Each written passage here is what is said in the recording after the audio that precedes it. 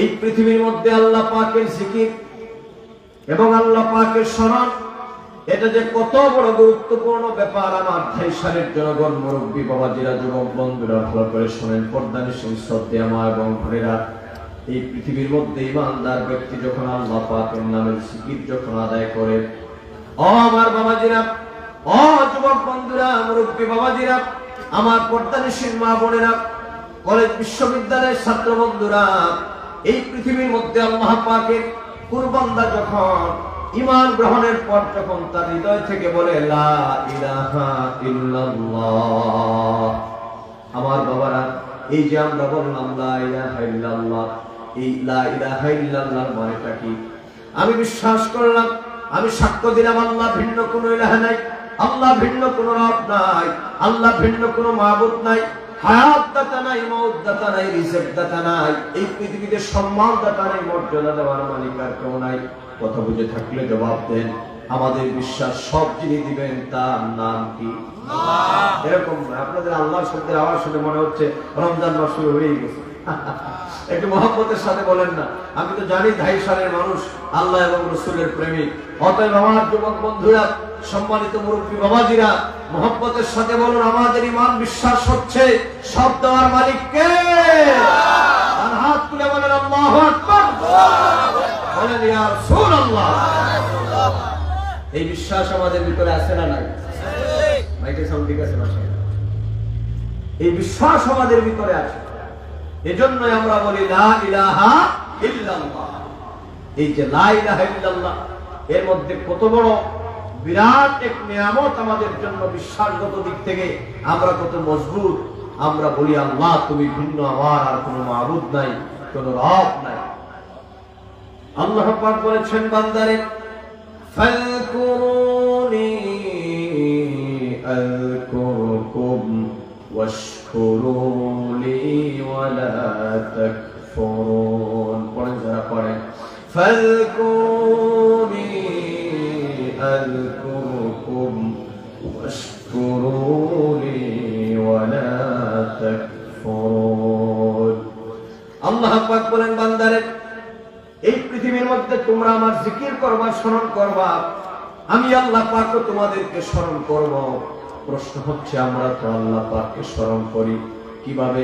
আল্লাহ পাকের জিকিরের মাধ্যমে। যেমন আমার বাবাজিরা, আপনারা যখন আল্লাহর কোন ওলির খানেকায় বসে যান, আপনারা যখন মাহফিলের মধ্যে বসেন, বা আপনারা কোন জিকিরের মজলিসের মধ্যে যখন আপনারা বসে যান, আপনাদেরকে বলা হয় আপনারা জিকির করুন লা ইলাহা ইল্লাল্লাহ, লা ইলাহা ইল্লাল্লাহ। একটু থামেন। এই যে আমরা লা ইলাহা ইল্লাল্লাহ জিকির করি, আমরা জবান দিয়ে পড়ি, কিন্তু আমরা এদিক সেদিক তাকাই। অনেক লোকেরা কয়, হুজুর এত জিকির করি, আমার কলবে তো কোনো তাসির পয়দা হয় না। কথা বলেন, আছে না নাই? আমার যুবক বন্ধুরা মনে রাখবা, আমার মুরব্বী বাবাজিরা, আল্লাহর হাবিব নূরে নবী, হায়াতুন নবী, জিন্দা নবী, শাফাতের কান্ডারি নবী ইরশাদ করেছেন, ওগো আমার সাহাবায়ে কেরাম, তোমরা শুনে রাখো, ও পৃথিবীর মানব সম্প্রদায়, এই পৃথিবীর মধ্যে আল্লাহ পাক জাল্লা শানুহু আম্মানা বালহু প্রত্যেক বনি আদমের মধ্যে একটা মাংসপিণ্ড দিয়েছেন। ইন্না ফিল জাসাদি লামুদগাতুন, প্রত্যেক বনি আদমের দেহের ভিতরে একটা মাংসপিণ্ড আছে। আল্লাহর হাবিব বলেন, ওই মাংসপিণ্ডটা ভালো, সারাটা শরীর ভালো। ওই মাংসপিণ্ডটা খারাপ, সারাটা শরীর খারাপ। আল্লাহর হাবিব বলেন, জানোই তোমরা সাবধান, আলা ওয়াহিয়াল কালব, ওই মাংসপিণ্ডটা হচ্ছে তোমাদের কালব। কালব মানে কাফ, লাম, বা, এই তিনটা লেটারের মাধ্যমে একটা শব্দ হচ্ছে কালব। এই কালবুল শব্দের অর্থ কি? তার অর্থ কি? তার অর্থ হচ্ছে প্রকম্পিত হওয়া, নড়াচড়া করা। এই জন্য দেখবেন বহু মানুষের কথায় নড়াচড়া হয়। সকালে বলবে একটা, বিকালে বলবে আরেকটা। কথা বলেন, আছে না নাই? একটু আমাদের আছে না নাই? আপনাদের এলাকায় হয়তো নাই, কিন্তু বহু মানুষ সমাজে আছে এইরকম। এই সকাল বেলায় কয়েকটা, আর বিকাল বেলায় কয় আরেকটা। তার কথায় কি কোনো ঠিক ঠিকানা নাই, মানে তার করবে কি? নড়ে। এজন্য রে যুবক, এই কল্পটাকে শাসন করা লাগবে আল্লাহ, আল্লাহ নামের জিকিরের জোর দ্বারা। সুবহানাল্লাহ বলেন, সুবহানাল্লাহ। এই জন্য আপনারা যারা আল্লাহর ওলিদের খানেকায় বসে, বিশেষ করে আমাদের প্রিয় মুর্শিদ আল্লামা ফুলতলি সাহেব কুল্লা রহমতুল্লাহ আলাইহি সাহেব বাড়ি খানেকাতে যারা বসেন, বড় সাহেব কুল্লার খানেকাতে আপনাদেরকে জিকিরের তালিম দেওয়া। এই যে কলবের মধ্যে আমার বাবারা, আল্লাহ পাক তিনি তার বান্দাদেরকে কলবের মধ্যে জিকিরের মাধ্যমে নূর ঢেলে দেন। বান্দার কলবের মধ্যে এক প্রকারের নূর পয়দা হয়ে যায়। এই জন্য আল্লাহ হাবিব করেছেন জিকিরের মাধ্যমে বান্দার কলব আল্লাহ পাক পরিষ্কার করে দেন। ওই কলবটা ভালো তো বান্দার সারাটা শরীর ভালো। যুবকেরা কিন্তু মনে রাখবা, এই কলবের মাধ্যমে যেন আমাদের জিকিরের জারি না হয়, এই জন্য একটা বিরাট প্রতিবন্ধকতা আছে। আর ওই প্রতিবন্ধকতার সৃষ্টি করে দেয় শয়তান, বলন বেঈমান। কারণ শয়তান চায় না আমাদেরকে আল্লাহ পাকের প্রিয় আমরা হয়ে যাই। কথা বল ঠিক কিনা? কথা বুঝতেছেন? যেহেতু সময় খুব কম, আমি খুব টাইমলি বলতেছি, অনেক কথা বলা লাগবে। আমার বাবাজিরা, যুবক বন্ধুরা, এই শয়তান বলন বেঈমান চায় না আমরা আল্লাহ পাকের প্রিয় ভাজন বান্দা হয়ে যাই। এই জন্য শয়তান আমাদেরকে বহুভাবে আল্লাহ পাকের জিকির থেকে গাফিল করে দেয়, আল্লাহ পাকের স্মরণ থেকে শয়তান আমাদেরকে গাফিল করে দেয়। এই জন্য আল্লাহর নবী বলেছেন, ওগো পৃথিবীর মানব সম্প্রদায়, এই পৃথিবীর মধ্যে শয়তান, ইন্নাশ শায়তানা জাসিমুল কলবি আলা ইবনে আদম, এই পৃথিবীর মধ্যে প্রত্যেকটা বনি আদমের কলবের মধ্যে শয়তান জাল মেরে বসে থাকে। ফাইদা যাকারাল্লাহ খানাসা, আমার উম্মতেরা যখন আল্লাহ আল্লাহ নামের জিকির আদায় করে, তখন শয়তান আর তার কলবের মধ্যে থাকতে পারে না, শয়তান তার কলব থেকে পালিয়ে যায়। ওয়াইদা গাফলা ওয়াসওয়াসা, আবার যখন আমার উম্মতেরা এই পৃথিবীর মধ্যে আল্লাহর জিকির থেকে যখন গাফিল হয়ে যায়, আমার উম্মতের কলবের মধ্যে আবার এসে শয়তান ওয়াসওয়াসা দিতে থাকে। কথা বুঝে থাকলে জবাব দেন আমার যুবকেরা। আল্লাহর হাবিব বলেছেন, জিকির করলে পরে শয়তান চলে যায়। আর জিকির যদি আপনি না করেন, আপনার কলবের মধ্যে শয়তান এসে আবার ওয়াসওয়াসা দেয়। এবার বলবেন, হুজুর, মাওলানা সাহেব, মুফতি সাহেব, তাহলে কি আমরা সারাদিন কি আমরা খালি আল্লাহ আল্লাহ নামের জিকির করবো নাকি? আমাদের তো ব্যবসা করা লাগবে, আমাদের রাজনীতি করা লাগবে, আমাদের চাকরি বাকরি করা লাগবে, আমাদের পৃথিবীতে বহু পেশা আছে, আমরা ওই কাজ কর্মগুলা করা লাগবে, না হলে আমাদের পরিবার পরিজনকে আমরা খাওয়াবো কি, পড়াবো কি? কথা বলেন ঠিক কিনা? যদি আমরা জিকির করলে পরে শয়তান চলে যায়, জিকির না করলে পরে যদি শয়তান আমাদের কলবের মধ্যে আসে, তাহলে তো বোঝা যায় দ্বারা আমরা সারাদিন শুধু আল্লাহ আল্লাহ নামে জিকির করব। আমার ভাই সানের জনগণ, বিষয়টা মোটো এরকম নয়। কারণ কি জানেন না, আপনার দিনও লাগবে, আপনার দুনিয়াও লাগবে। এই পৃথিবীর মধ্যে আপনার দুনিয়াবি জিন্দেগিও লাগবে, আমার পরকালও লাগবে। কিন্তু আল্লাহ পাক তিনি দুনিয়াবি জীবনটারে আল্লাহ পাক একটা ইমতিহান, একটা পরীক্ষার জন্য আমাদেরকে পাঠিয়েছেন। আমরা কি আল্লাহর নাম ভুলে গিয়া খালি দুনিয়ার পিছনে আমরা মুক্ত হয়ে যাই কিনা? এজন্য আমার যুবকেরা, একটা ব্যালেন্স করে আমাদের চলা লাগবে। আমাদের দুনিয়াও লাগবে, পরকালও লাগবে। কথা বলেন ঠিক কিনা? আর যারা বললেন না আপনাদের কি লাগবে না, আরে বাবা একটু আওয়াজ দেন না, আমাদের দুনিয়াও লাগবে, পরকালও লাগবে। এই কথা আমার নয়, আমি নিসার আহমদের নয়, এই কথাটাও আমার আল্লাহ পাক, আমার মহান রব, আমার মহান আল্লাহ পাক তিনি বলেন, বান্দা তোমরা আমার কাছে চাও। এই জন্য আমরা প্রত্যেকটা নামাজের পরে আমরা দোয়া করি, রব্বানা আতিনা ফিদ দুনিয়া হাসানাতাও ওয়া ফিল আখিরাতি হাসানাতাও ওয়া কিনা আযাবান নার। পড়েন না সকলে, পড়েন আমার সাথে, রব্বানা আতিনা ফিদ দুনিয়া হাসানাতাও ওয়া ফিল আখিরাতি হাসানাতাও ওয়া কিনা আযাবান নার। আল্লাহ তাআলা, আমরা তোমার কাছে দুনিয়ার হাসানা চাই, দুনিয়ার সমৃদ্ধি চাই, প্রবৃত্তি চাই, দুনিয়ার যত ভালো জিনিস আছে সবগুলা তোমার দরবার থেকে আমরা চাই, এবং পরকালীন জীবন আমরা কি চাই? হাসানা চাই। এখানে একটি কথা প্রসঙ্গক্রমে বলি, আপনারা তো শুনেন খালি দুনিয়াতে হাসানা চান। প্রশ্ন হচ্ছে দুনিয়ার হাসানা কি? মানে দুনিয়া একজন ব্যক্তি কি পাইলে পরে তার দুনিয়ার সবকিছু পাওয়া হয়ে যায়। নবম শতকের মুজাদ্দিদ ইমাম জালালুল মিল্লাতবর্তী ইমাম জালালউদ্দিন আস-সুয়ুতী রাহমাতুল্লাহি আলাইহি তিনি বর্ণনা করেছেন, দুনিয়ার হাসানা হলো দুইটা। কথা বলেন কয়টা? কথা কি আবার বুঝেন? মাঝে মধ্যে একটু লইলেন চলেন আপনারা। আপনারা যদি একটু কথা না বলেন, ব্যক্তিগতভাবে আমরা শিক্ষক মানুষ, আমরা চেষ্টা করি ছাত্রদেরকে যেভাবে পড়াই ঠিক আপনাদেরকে মহাবিলয় ভাবে বলার জন্য। আপনারা যদি একেবারে কথা না বলে একবারে যদি আপনারা চুপচাপ বসে থাকেন, তাইলে আমি তো বুঝবো আপনারা কথা বুঝতেছেন না। আপনাদেরকে একটু কথা বলতে কষ্ট হবে বাবা? তাহলে বলেন দুনিয়ার হাসানা কয়টা? অনেক লোকেরা আছে দেখবেন বাজার হাটে কথা বলতে কোনো সমস্যা নেই, কিন্তু মাহফিলে আসলে তিনি এত ভদ্রলোকের মতো বসেন যে কেমনে সুবহানাল্লাহ করে আমার একটা প্রেস্টিজ আছে না, মনে হয় যে সুবহানাল্লাহ বললে যদি ওনার প্রেস্টিজ কনসার্ন হয়ে যায়, তিনি এমন ভাবে বসবেন জবানটা একেবারে নাড়ান না। এটা মোটেও কিন্তু উচিত নয়। এই জান্নাতের বাগানে এসেছে, শ্বাস প্রশ্বাসে আপনার নেকি লেখা হচ্ছে। এখান থেকে মিলাদ কিয়াম আদায় করে আল্লাহ পাকের কাছে দোয়া মুনাজাত করে বের হয়ে যাবেন। এসেছি আমরা পাহাড় সমপরিমাণ গুনাহ নিয়ে, আমাদের বিশ্বাস আমরা বাড়ি ফিরে যাব সদ্য প্রসূত নবজন্ম মাসুম বাচ্চার মতো হবে। বলেন ইনশাআল্লাহ। এই বিশ্বাস আমাদের ভিতরে আছে না নাই? আওয়াজ দিয়ে বলেন আছে না নাই? একটু জিকির করুন, লা ইলাহা ইল্লাল্লাহ।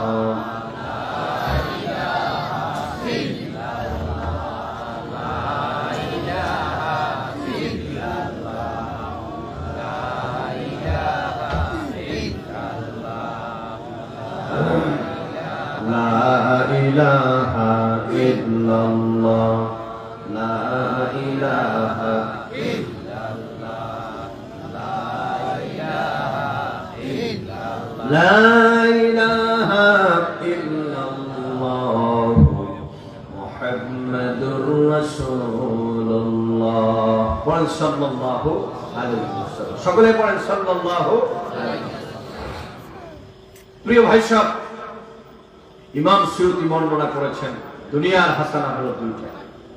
আল্লাহ পাক যাকে বসবাস করার জন্য এই জমিনের মধ্যে একটা বাড়ি দান করেছেন, আর যাকে একজন সতী সাদী নারী দান করেছেন, সে দুনিয়ার পুরা হাসানাটাই যেন পেয়ে গেল।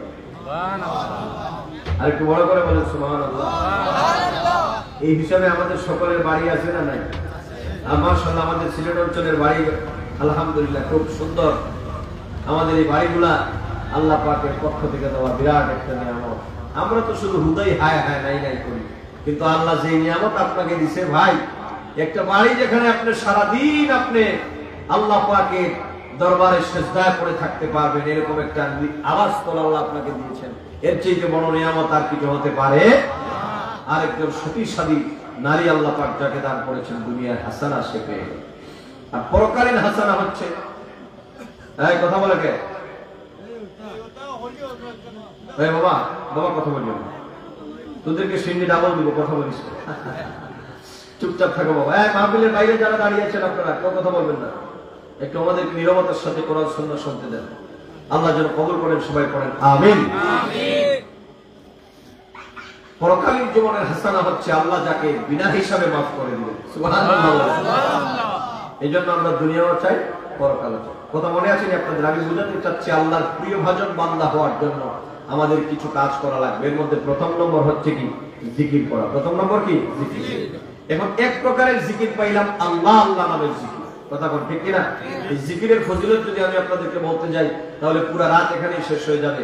আমি শুধুমাত্র এক কথায় বলবো, জিকির। আল্লাহ পাক বলেছেন ফাযকুরুনি আযকুরুকুম, বান্দারে তোমরা আমাকে স্মরণ করো, আমি তোমাদেরকে স্মরণ করব। মুফাসসিরনে কেরামগণ বলেন, কোন বান্দা যদি আল্লাহকে স্মরণ করে, আল্লাহ পাক বলেন আমার বান্দা আমাকে ডেকেছে, আমার বান্দা আমার প্রতি বিশ্বাসী হয়ে আমার নাম ইয়াদ করেছে, স্মরণ করেছে, আমি আমার জাকিরিন বান্দার জন্য আমি আল্লাহ জিম্মাদার হয়ে যাব। সুবহানাল্লাহ। আচ্ছা বলুন তো, আমার আল্লাহ যদি জিম্মাদার হয়ে যান, ওই বান্দার কি দুনিয়াতে আর কোনো চিন্তা আছে বাজান? যুবকেরা বলো, কোনো চিন্তা আছে? এই জন্য আল্লাহর জিকির করার দরকার আছে না নাই? নাকি জিকিরের সময় খুব মুখ টুক বন্ধ করে বসে থাকবেন? বলা যাবে। এবার আসেন, এই পাইলাম এক প্রকারের জিকির। আবার আসেন দ্বিতীয় নম্বরের জিকির। দেখি আল্লাহ পাকের জিকির বলতে আর কি কি আছে। মহাগ্রন্থ আল কোরআনুল কারীমের মধ্যে আল্লাহ পাক নবী মূসাকে বলেন, ওগো মূসা তুমি এলান করে দাও, ইন্নানি আনাল্লাহ লা ইলাহা ইল্লা আনা ফা'বুদনি ওয়া আকিমিস সালাতা লিযিকরি। জোরে বলুন আল্লাহু আকবার। মহব্বতে বলুন ইয়া রাসূলুল্লাহ। আল্লাহ পাক বলেন, ওগো মূসা তুমি ঘোষণা করে দাও, ইন্নানি আনাল্লাহ, আমি আল্লাহ, আমি আল্লাহ লা ইলাহা ইল্লা আনা, আমি আল্লাহ ভিন্ন কোনো ইলাহ নাই, কোনো মাবুদ নাই, কোনো রব নাই। লা ইলাহা ইল্লা আনা, আমি আল্লাহ ছাড়া কোনো ইলাহ নাই, ইবাদত পাওয়ার যোগ্য আর কেউ নাই। ফাবুদনি, অতঃপর তোমরা আমি আল্লাহ পাকের ইবাদত করো। ওয়া আকিমিস সালাতা লিযিকরি, এবং আমার শরণার্থে তোমরা নামাজ আদায় করো। সুবহানাল্লাহ, সুবহানাল্লাহ। এখানের মধ্যে নামাজকে জিকির বলা হয়েছে। কথা বলে, নামাজকে কি বলা হয়েছে? জিকির বলা হয়েছে। এবার আসেন নাম্বার 3, নামাজকে আল্লাহ পাক যিকরুল্লাহি আকবার বলছেন। মানে আল্লাহ পাকের যত স্মরণ আছে, আল্লাহকে স্মরণ করার যতগুলো মাধ্যম আছে, এর মধ্যে অন্যতম একটা মাধ্যম হচ্ছে নামাজ আদায় করা। যেমন মহাগ্রন্থ আল কোরআনুল কারীমের এক আয়াতের মধ্যে আল্লাহ পাক তার হাবিবকে বলেন, উতলু মা উহিয়া ইলাইকা মিনাল কিতাবি ওয়া আকিমিস সালাহ ইন্নাস সালাতা তানহা আনিল ফাহশাই ওয়াল মুনকার ওয়া লাযিকরুল্লাহি আকবার। আল্লাহ পাক বলেন, ওগো বন্ধু নবী আমার, ইয়া রাসূলুল্লাহ, ইয়া হাবিবাল্লাহ, নবীজি গো, এই পৃথিবীর মধ্যে আমি আল্লাহ পাক আপনি নবীর উপরে যে মহাগ্রন্থ আল কোরআন আমি নাযিল করে দিলাম, সেই মহাগ্রন্থ আল কোরআন আপনি তেলাওয়াত করুন। ওয়া আকিমিস সালাত, এবং আপনি নামাজ কায়েম করুন, সালাত প্রতিষ্ঠা করুন। ইন্নাস সালাতা তানহা আনিল ফাহশাই ওয়াল মুনকার, নামাজ প্রতিষ্ঠা করলে কি হবে জানেননি? নামাজ মানুষকে পৃথিবীর সব পাপ কর্ম থেকে বাঁচায় দেয়। ওয়ালা যিকরুল্লাহি আকবার, এবং আমি আল্লাহকে স্মরণ করার যত মাধ্যম আছে, এর মধ্যে অন্যতম বড় মাধ্যম হলো নামাজ। মানে নামাজের মাধ্যমে আমি আল্লাহ কি হয়ে যায়? স্মরণ হয়ে যায়। তাহলে নামাজকে এখানে জিকির বলা হয়েছে। কথা বুঝতেছেন ভাই আমার? আল্লাহর প্রিয় ভাজন হওয়ার জন্য জিকির লাগবে, আর এখানের মধ্যে নামাজকে বলা হয়েছে কি জিকির। তার মানে আপনি নামাজ আদায় করলে আল্লাহর জিকির হয়ে যায়। কোন সুবহানাল্লাহ। আর আল্লাহর জিকির আদায় করলে বান্দা আল্লাহর প্রিয় ভাজন হয়ে যায়। এখানের মধ্যে একটা কথা বলি, প্রসঙ্গক্রমে বলতে হয়। আল্লাহ বলেন নামাজ পড়লে মানুষকে নামাজ পাপ কাজ থেকে বাঁচায় দেয়, কিন্তু আমরা দেখি বাংলাদেশে একদল লোকেরা নামাজও পড়ে সুদও খায়। আর একটু আসতে কোন ঠিক মনে হচ্ছে বক্তৃতা করি আমি, আর সুদের বিরুদ্ধে বলতে ভয় পান আপনারা। কথা বলেন না, বাংলাদেশে সুদ আছে না নাই? এটা কি হালাল না হারাম?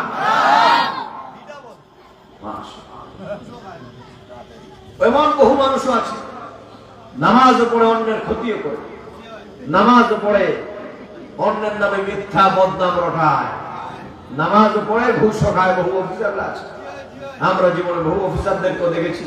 বিশ্ববিদ্যালয় জীবন থেকে নিয়ে এই পর্যন্ত বহু অফিসাররা নামাজও পড়ে, আবার টুপিটা পকেটে ঢুকাইয়া বড় সাইকেল ধরে বলে হাদিয়া তুলা দিয়ে দাও। কথা বলেন, আছে না নাই? আল্লাহ বলছেন নামাজ তোমাকে অন্যায় কর্ম থেকে বাঁচিয়ে। এক কথায় যদি বলেন আপনারা যে হুজুর আমাদেরকে বোঝায় দেন বিষয়টা কি, আল্লাহ যদি বলে নামাজ পড়লে পরে মানুষ নামাজ পাপ কর্ম থেকে বেঁচে থাকে নামাজের মাধ্যমে, কিন্তু বহু মানুষ আছে নামাজও পড়ে পাপও করে। ব্যাপারটা কি? আল্লাহর হাবিব নূর নবী হায়াতুন নবী বলেন, আমার সাহাবীরা, কোন ব্যক্তি নামাজ আদায় করলো কিন্তু দুনিয়ার পাপ কাজ থেকে বাঁচতে পারলো না, মনে রাখবা তার নামাজ আল্লাহর দরবারে কবুল হচ্ছে না।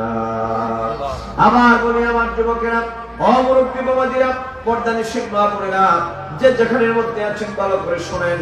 আল্লাহর হাবিব নূর নবীজি আমার মুহাম্মদ সাল্লাল্লাহু আলাইহি ওয়াসাল্লাম বলেন, উম্মত ও আমার সাহাবীরা, কোন ব্যক্তি নামাজ আদায় করলো কিন্তু পাপ কাজ থেকে বাঁচতে পারলো না, বুঝবা তার নামাজ আল্লাহর দরবারে কবুল হচ্ছে না। অতএব বোঝা গেল নামাজ যদি কবুল হয় তাহলে ব্যক্তি কোনোদিন অন্যায় করতে পারে। এই জন্য আমি বলি এখানে একটি কথা, অনেক লোকেরা কয় হুজুর নামাজের মধ্যে মন বসে না, হুজুর নামাজের মধ্যে এদিক সেদিক এটা সেটা মনে হয়। আমি বলবো আপনি দুইটা কাজ করবেন। প্রথম হলো ভালো করে ওযু করবেন আর ভালো জামা কাপড় পরবেন। হ্যাঁ, খুদু যিনাতাকুম ইনদা কুল্লি মাসজিদ আই কুল্লি সালাতি, মানে আপনি প্রত্যেক নামাজের সময় আপনি ভালো পোশাক আশাক পরবেন। এটা আল্লাহ পাক এই সিদ্ধান্ত দিয়েছেন। সুবহানাল্লাহ। আমার দেশের বহু মানুষ আছে কয় হুজুর আমার কপাল বলতে না, আমার রুজি রোজগারে বরকত নাই, টাকা পয়সা বরকত নাই। বহু লোকেরা বহু ইমাম সাহেবদেরকে আমরা দেখি বেজার হয়, হুজুর ইমাম সাহেব নাকি? আমরা বহু লোকদেরকে দেখি একেবারে খয়রাতি স্টাইলে পাঞ্জাবিটা দাবি কইরা দীনতা তিনি প্রকাশ করেন। বিষয়টা মোটেই এরকম নয়। আপনি খুব কাপড়টা যে আপনার ময়লা হবে না তা না, ময়লা হোক, আপনি নতুন কাপড় যে পরতে হবে প্রত্যেক সময় এরকম না, কাপড়টা আপনার পুরাতনই হোক, এটারে ভালো করে সাবান পানি ধুইয়া এরপরে ভালো করে এটা ইস্ত্রি করে যখন আপনি পরবেন, পুরাতন কাপড় হলে পরেও একটা নতুনের ঝলক আসবে। আর আপনি যখন একটা ভালো কাপড় চোপড় পরে যখন আপনি নামাজে দাঁড়াবেন, দেখবেন আপনার মধ্যে একটা পিস অফ মাইন্ড, আপনার আত্মিক একটা প্রশান্তি, নিজের কাছেও ভালো লাগবে। কথা বল ঠিক কিনা?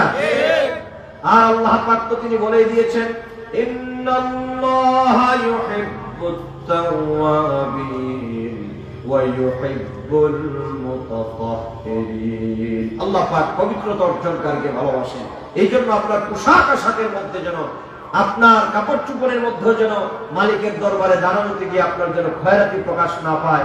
আপনার যেন একটা আল্লাহর বান্দা হিসাবে আমি আল্লাহ পাকের দরবারে দাঁড়াবো, যতটুকু আমার আল্লাহ পাকের দরবারে দাঁড়ানোর জন্য আমার যে পরিমাণ পবিত্রতা দরকার, যে পরিমাণ একটু ভালো পোশাক আশাক দরকার, এতটুকু যেন থাকে। ইমাম আযম আবু হানিফা রাহমাতুল্লাহি আলাইহির একটা কওল আছে, তিনি নতুন নতুন জামা পরে নামাজ আদায় করতেন। তিনি বলছেন, কোন ব্যক্তি যদি ভালো জামা পরে আল্লাহর দরবারে দাঁড়ায়, আল্লাহ পাক ওই ব্যক্তিকে কোনোদিন মানুষের দরবারের মুহতাজ বানাবেন না। বরাবর বলেন না সুবহানাল্লাহ। এই জন্য আপনারা দেখেন আগামীকালকে কি জুমাবার, কথা বল ঠিক না? আগামীকালকে জুমাবার। এই যে জুমা আমরা করতে যাব, এই জুমাবারে আমরা কিন্তু ভালো করে গোসল করব, ভালো পোশাক আশাক করবো, একটু আতর সুগন্ধি লাগাবো, এরপরে আমরা মসজিদের মধ্যে যাব। কথা বল ঠিক কিনা? তাহলে বোঝা গেল নামাজ অপকর্ম থেকে বাঁচায় যায়। আর অপকর্ম থেকে বাঁচতে হলে নামাজটা শুদ্ধ হতে হবে, আর নামাজটা শুদ্ধ হতে হলে আপনাকে পাক পবিত্র হওয়া লাগবে, আর ভালো পোশাক পরা লাগবে। বলেন ইনশাআল্লাহ, বলেন ইনশাআল্লাহ। এবার আসেন, নামাজকে বলা হয়েছে জিকির। এবার আসেন, এই যে আমরা মাহফিল গুলা করি, এগুলোকে কিন্তু জিকির বলা হয়েছে। কথা কি বলা হয়েছে? আমাকে বলা হয়েছে দিনই মাহফিলের গুরুত্ব। আমি আসতেছি এই কথা বলতে, আবার লিখেও দিচ্ছেন আপনারা, ঠিক আছে। এই মাহফিল গুলা হচ্ছে জিকির, যদি সেটা কোরআন সুন্নাহর মাহফিল হয়। কিন্তু বাংলাদেশে তো এখন মাহফিল গুলা কোরআন সুন্নাহর আলোচনা হয় না, রং ঢং তামাশা ফাজলামি, যার যেভাবে ইচ্ছে এই মাহফিল গুলাকে যথেচ্ছা যার যেভাবে ইচ্ছা কথাবার্তা বলে পবিত্র এই মঞ্চ গুলাকে আজকে অপবিত্র করা হচ্ছে। কথা বলেন না ঠিক না? এই জন্য বাংলাদেশে যে পরিমাণ মাহফিল আমরা দেখতে পাচ্ছি, সেই পরিমাণ জনগণের চরিত্রের মান আমরা উন্নীত এবং পরিবর্তন হতে দেখছি না। আবার এক শ্রেণীর লোকেরা তো আছে তাফসীরুল কোরআন মাহফিল দিয়া বাংলাদেশের মাহফিল গুলাকে রং ঢঙের জায়গায়, রং ঢঙের মঞ্চে ওনারা রূপান্তরিত করেছেন। আমি আমার ভাইদেরকে বলবো, আমি উদাত্ত আহ্বান জানাবো, এই মাহফিল গুলো হচ্ছে আল্লাহ পাকের জিকির। সুবহানাল্লাহ বলেন। যেমন আল্লাহ পাক বলেন, ফাযাক্কির ইন নাফাতিয যিকরা সায়াযাক্কারু মান ইয়াখশা ওয়া ইয়াতাজান্নাবুহাল আশকাল্লাযী ইয়াসলান নারাল কুবরা সুম্মা লা ইয়ামুতু ফিহা ওয়া লা ইয়াহইয়া قد أفلح من تزكى وذكر اسم ربه فصلى جل بولون الله أكبر محبت بولون يا رسول الله এই মাহফিলগুলো কিন্তু আল্লাহ পাকের জিকির। যেমন আল্লাহ পাক ওয়াজের ব্যাপারে বলেছেন এক আয়াতের মধ্যে, এই যে আমরা মাহফিলগুলো করি, বহু লোক সমাজের মধ্যে আছে কয় এত ওয়াজ দিয়ে কি হবে, এত মাহফিল দিয়ে কোনো লাভ নাই। কথা বলেন আছে না নাই? দেখবেন গান বাজনা যদি হয়, সমাজে যদি অন্যায় অশ্লীল কর্ম হয়, ওই লোক ৫,০০০-এর জায়গায় ৫০,০০০ দিতে রাজি আছে। কিন্তু মাহফিলের চান্দার জন্য গেলে বলে মিয়া এত ওয়াজ দিয়ে বাংলাদেশে কি হবে, এত ওয়াজের কি দরকার। কথা বলে এরকম লোক আমাদের সমাজে আছে না নাই?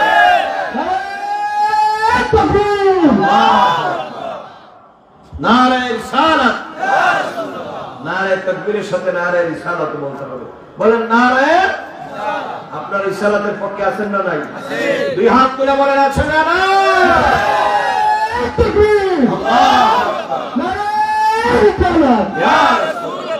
হযরত মাওলানা মুফতি নাসিরউদ্দিন আহমদ সাহেব জিন্দাবাদ, জিন্দাবাদ। এবার বলেন আমাদের দলের নাম আহলে সুন্নাত ওয়াল জামাত, জিন্দাবাদ, জিন্দাবাদ। বলেন জিন্দাবাদ, জিন্দাবাদ।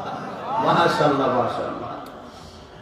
আমার ভাইরা, অনেক লোকেরা কয় এই দশক মাহফিল দিয়ে আপনারা কি করবেন? আমি বলি ভাই, মাহফিল দিয়ে আমরা কি করব? এই মাহফিল করার ব্যাপারে নির্দেশনা পৃথিবীর কোন মানুষের নয়। ও আমার ভাইসানের জনগণ, আমার যুবক বন্ধুরা, মুরব্বী বাবাজিরা, আমার কথাগুলা আপনারা হৃদয় দিয়ে অনুধাবন করার চেষ্টা করেন। এই যে আমরা মাহফিল গুলা করি, এটা আমাদের কোন নির্দেশনা নয়। এই মাহফিল গুলার হুকুম আল্লাহ পাকের। যেমন কোরআন শরীফের এক আয়াতের মধ্যে আল্লাহ পাক বলেছেন, যাক্কির, নবী আপনি ওয়াজ করেন। সুবহানাল্লাহ বলেন, বড় করে বলেন না সুবহানাল্লাহ।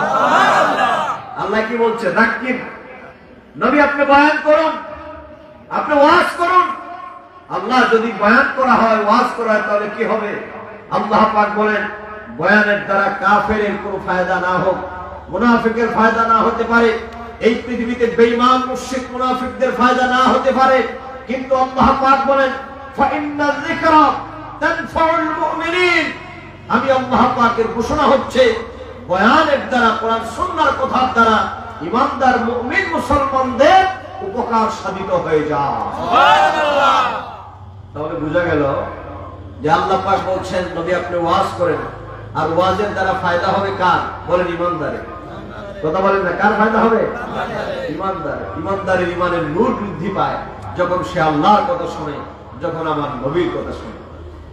এই জন্য ঈমানদারের তিনটা কোয়ালিটি সূরাতুল আনফালের মধ্যে বলা হয়েছে। প্রসঙ্গ যেহেতু এসেছে তাড়াতাড়ি বলে দিচ্ছি, আমি আরো অনেক কথা বাকি। সূরাতুল আনফালের মধ্যে ঈমানদার মুমিন মুসলমানের পাঁচটা কোয়ালিটির মধ্যে প্রথম নম্বর যে কোয়ালিটি, এটা হলো আল্লাহ পাক বলেন, বান্দা শুনে রাখো, ইন্নামাল মুমিনুনা আল্লাযীনা ইযা যুকিরাল্লাহু ওয়াজিলাত কুলুবুহুম ওয়া ইযা তুলিয়াত আলাইহিম আয়াতুহু যাদাতহুম ঈমানান ওয়া আলা রাব্বিহিম ইয়াতাওয়াক্কালুন। আল্লাহু আকবার। আল্লাহ পাক বলেন, নিশ্চয় তারাই হলো ঈমানদার যাদের সামনে আমার জিকির উচ্চারিত হলে পরে তাদের হৃদয়টা বিগলিত হয়ে যায়। নিশ্চয় তারা ঈমানদার যাদের সামনে আমার জিকির উচ্চারিত হলে পরে তাদের হৃদয়টা নরম হয়ে যায়।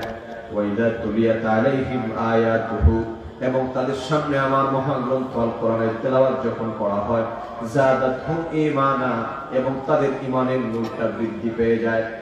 এখন আমার বাবাজিরা, এই যে আল্লাহ পাক বললেন, ইন্নামাল মুমিনুনা আল্লাযীনা ইযা যুকিরাল্লাহ, ঈমানদার হলো তারা যাদের সামনে আল্লাহর জিকির করা হলে তাদের হৃদয়টা নরম হয়ে যায়। কথা বুঝতেছেন আমার? একটু আওয়াজ দেন, আপনারা বুঝতেছেন? ওয়াজ কেন দরকার আপনারা বুঝেন ভালো করে। ঈমানদারদের আসলে স্পেসিফিক শুধু দ্বীনি মাহফিলের গুরুত্বের কথা বলতে গেলে তো শুধু এই কথার উপরেই কথা বলা যাবে। আপনারা তো আকলমত ইশারা বাসন, আপনাদেরকে শুধু ইশারা দিয়ে দেন। ঈমানদারদের যে কয়টা কোয়ালিটি আছে, এর মধ্যে আল্লাহ পাক বলেন, ইন্নামাল মুমিনুনা আল্লাযীনা ইযা যুকিরাল্লাহ, ঈমানদার হচ্ছে তারা যাদের সামনে আমার জিকির উচ্চারিত হলে পরে তাদের হৃদয়টা কি হয়ে যায়? ওয়াজিলাত কুলুবুহুম, ওয়াজিলাত কুলুবুহুম, তাদের হৃদয়টা ভীত সন্ত্রস্ত হয়ে যায়। এখন প্রশ্ন হচ্ছে, আল্লাহ যে জিকির বললেন, এই জিকির দ্বারা কোন জিকির? সুবহানাল্লাহ। এটা কি আল্লাহ আল্লাহ নামের জিকির, না নামাজের জিকির, না বয়ানের জিকির? আবার কোরআন শরীফের জিকির বলা হয়েছে, ইন্না নাহনু নাযালনা যিকরা ওয়া ইন্না লাহু লাহাফিজুন। এখানে কোরআনকে জিকির বলা হয়েছে। এখন প্রশ্ন হচ্ছে, কোন জিকির শুনলে ঈমানদারের হৃদয়টা ভীত হয়ে যায়? আর ঈমানদার তারা যাদের হৃদয়টা ভীত সন্ত্রস্ত হয়। এই আয়াতের ব্যাখ্যা ইবনে কাসির রাহমাতুল্লাহি আলাইহি লিখেছেন, ইন্নামাল মুমিনুনা আল্লাযীনা ইযা যুকিরাল্লাহ আয় যুকিরা ইনদাহুম আহকামুল্লাহ। সুবহানাল্লাহ বলেন। সুবহানাল্লাহ। একজন ঈমানদার মুমিন মুসলমানের হৃদয়টা আল্লাহর জিকির শুনলে পরে ভীত সন্ত্রস্ত হয়ে যায়। ওই জিকিরটা মানে হলো আয়াতুকিরা ইনদাহুম আহকামুল্লাহ, তার মানে তার সামনে আল্লাহর বিধিবিধান হুকুম আহকামগুলো বলা হলে পরে, আল্লাহ পাকের নিষিদ্ধকৃত বিষয়গুলো বলা হলে পরে, আল্লাহ পাকের পক্ষ থেকে হুকুমগুলো বলা হলে পরে ওই ব্যক্তির মনটা ভীত সন্ত্রস্ত হয়ে যায়, অত্যন্তপূর্ণ আচরণ করে না। যত বড় অন্যায়কারী হোক, অপরাধকারী হোক, আল্লাহ নিষেধ করেছেন সুদ না খাওয়ার জন্য, তার ভিতরে ভয় আসে। আল্লাহ নিষেধ করেছেন ঘুষ না খাওয়ার জন্য, তার ভিতরে ভয় আসে। আল্লাহ নিষেধ করেছেন নামাজ না ছাড়ার জন্য, ওই ব্যক্তিটাই কথা শুনলে পরে তার ভিতরে ভয় আসে। তার মানে মাহফিলগুলোর মধ্যে আসলে পরে এই কথাগুলো শুনলে যার ভিতরে ভয় আসে এবং যার ভিতরটা ভিতর সন্ত্রস্ত হয়ে যায়, বুঝবেন আপনার ঈমান তাজা আছে। আল্লাহু আকবার বলেন। তাহলে এই মাহফিলগুলোর গুরুত্ব আছে না নাই? কথা বলেন আছে না নাই? অতএব কি মাহফিলের বিরোধিতা করবেন? বিরোধিতা করবো আমরা তার যদি মাহফিলের নামে রং ঢং তামাশা করা হয়। যুবক কথা বলো না, ঠিক না? কিন্তু যেখানে আল্লাহর কোরআনের সহি কথাগুলো বলা হয়, আল্লাহর হাবিবের হাদিসে পাকের বর্ণনা করা হয়, যেখানে মাযহাব মিল্লাতের কথা বলা হয়, যেখানে আল্লাহর ওলিদের শান মান আজমতের কথা বলা হয়, যেখানে আমার দয়াল নবীর পক্ষে কথা বলা হয়, ওই মাহফিলগুলোর বিরোধিতা করব না, বরং আমরা পক্ষে থাকব। আর ইমানদার ব্যক্তির একটা লক্ষণ হচ্ছে এই কাজগুলোর পক্ষে থাকা। কথা বলা ঠিক না? আল্লাহ যেন আমাদেরকে কবুল করেন, সবাই করেন আমিন।